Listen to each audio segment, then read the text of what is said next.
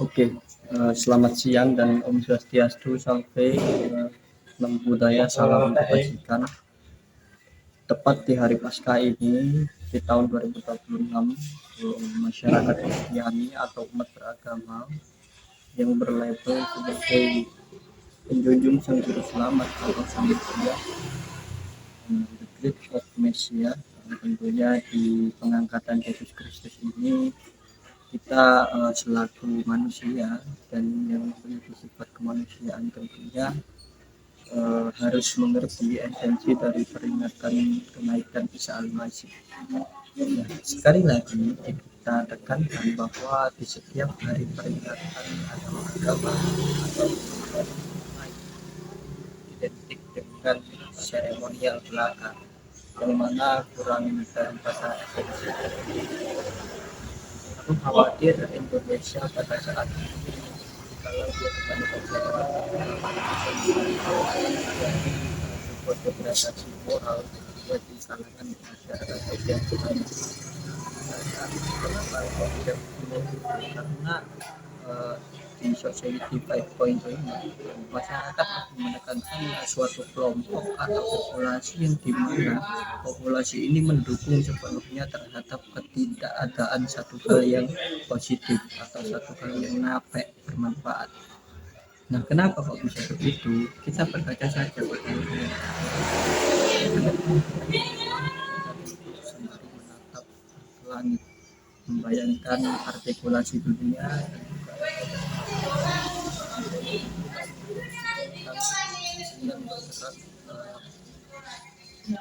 lambat tahun dan juga setiap tahun pun terasa semakin dekat. Jadi regulasi akan tetap ada dan juga kebijakan akan tetap ada. Kalau SDM dari manusianya sendiri itu tidak tajamkan atau lebih ditekankan maka bagi kami itu adalah merupakan sebuah kekhawatiran 10 tahun yang akan datang bahwa the golden era atau zona keemasan bisa tapi mengapa di hari Paskah ini kita berefleksi diri sejatinya pengangkatan Yesus Kristus ke langit, seperti riwayat yang di situ disimulasikan orang yang mati di salib adalah santri dari Yesus itu sendiri atau pengikut dari kedua pengikut Yesus ini. Nah, kenapa demikian? Apa esensi itu?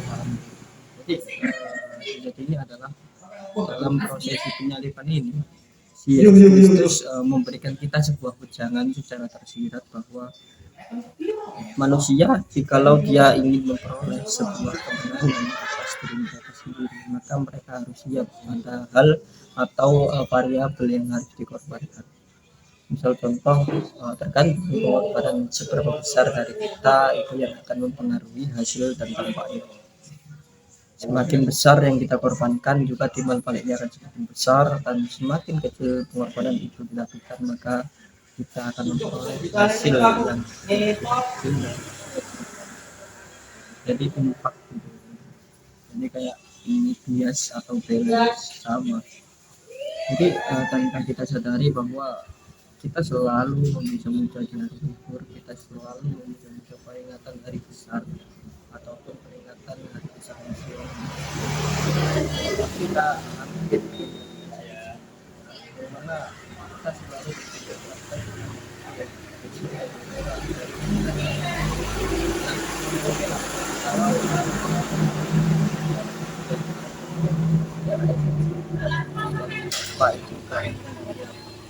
kadang orang juga dia merasa terintimidasi bahkan dia sampai melawan dan juga tidak tahu.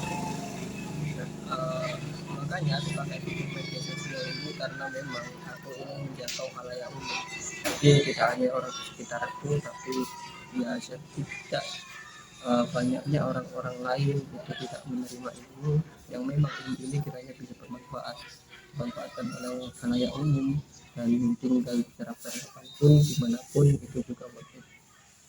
Oke, jadi ya itu intinya esensi dari Paskah kemarin itu adalah sebuah pengorbanan yang mana pengorbanan ini terjadi uh, di dunia ketuhanan atau bisa didefinisikan sebagai ketuhanan. Jadi ranah Tuhan terhadap manusia itu bagaimana hubungan antar Tuhan dan manusia itu bisa terjalin. Yang satu pengorbanan waktu, yang nomor dua itu adalah pengorbanan secara esensial, yang mana manusia itu mengalami perjalanan spiritual yang panjang. Nah, dengan perjalanan duniawi dan juga perjalanan spiritual yang panjang, manusia dilatih untuk selalu sabar, manusia dilatih untuk selalu seimbang, manusia dilatih agar senantiasa mawas diri dalam berkehidupan dan berinteraksi dengan sesama, agar tujuannya bukan hanya di dunia, namun akan ada kehidupan setelah di dunia. Tergantung kalian percaya atau enggak, karena orang ateis jadinya mereka itu aslinya percaya Tuhan, namun secara sains tidak bisa dibuktikan. Tentunya sains adalah juga sebagai alat atau instrumen dari tradisi keislaman itu sendiri atau agama itu sendiri. Nah, sains tugasnya adalah membuktikan bahwa adanya suatu entitas X yang mana belum kita ketahui dan dianalogikan secara saintisme. Oke, terima kasih teman-temanku yang tidak seiman ataupun seiman denganku, dan juga selamat berhari libur. Semoga dari esensi diangkatnya Yesus Kristus ke planet ini, semoga kita dapat mengambil pelajaran bahwa segala tingkatan manusia itu terdiri dari dunia dan satu dari bawah, kemudian mendapati tangga perlahan.